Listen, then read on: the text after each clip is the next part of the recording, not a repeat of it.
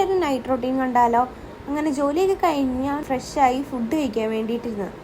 ചേച്ചി നാട്ടിൽ പോയിട്ട് വന്നപ്പോൾ ഫുഡും കൊണ്ടിട്ടാണ് വന്നേ.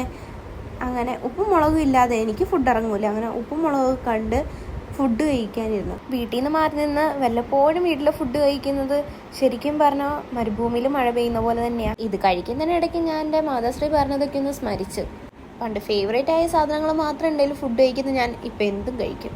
അങ്ങനെ ഫുഡൊക്കെ കഴിച്ച് പാത്രമൊക്കെ കഴുകി വെച്ച് നേരെ വന്ന് ഫ്രിഡ്ജ് തുറന്നു. അതിൽ നിന്ന് വെള്ളം എടുത്ത് ഈ നെക്സ്റ്റ് സ്റ്റെപ്പ് സ്കിൻ കെയർ ആണ്.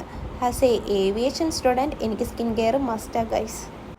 അങ്ങനെ കൊണ്ടുവന്ന വെള്ളമൊക്കെ എന്തൊക്കെയോ ആലോചിച്ച് ഞാൻ കുടിച്ചു. അതിനിടയ്ക്ക് പോയി ഞാൻ ഒന്ന് ഫേസ് വാഷ് ചെയ്ത് അത് കഴിഞ്ഞ് വന്ന് മോയ്സ്ചറൈസർ ഒന്നിട്ട് അതിനുശേഷം എൻ്റെ ഫേവറേറ്റ് നൈറ്റ് ക്രീമൊക്കെ അപ്ലൈ ചെയ്ത് ലിപ് ബാമും അപ്ലൈ ചെയ്തപ്പോഴത്തേക്ക് എൻ്റെ സ്കിൻ കെയർ കഴിഞ്ഞു. സ്കിൻ കഴിഞ്ഞാൽ പിന്നെ കെയർ ചെയ്യേണ്ടത് ഹെയർ ആണല്ലോ. അങ്ങനെ ഹെയർ ഞാൻ കോംബ് ചെയ്ത് റോസ്മേരി വാട്ടർ അപ്ലൈ ചെയ്ത് മസാജ് ചെയ്ത് നേരെ ടൈ ചെയ്ത് ഇനി നമുക്ക് ഉറങ്ങണം. അപ്പോൾ നിങ്ങളുടെ അഭിപ്രായങ്ങൾ കമൻറ്റ് ചെയ്യാൻ മറക്കണ്ട കേട്ടോ. അപ്പോൾ എല്ലാവർക്കും good night. Bye bye guys.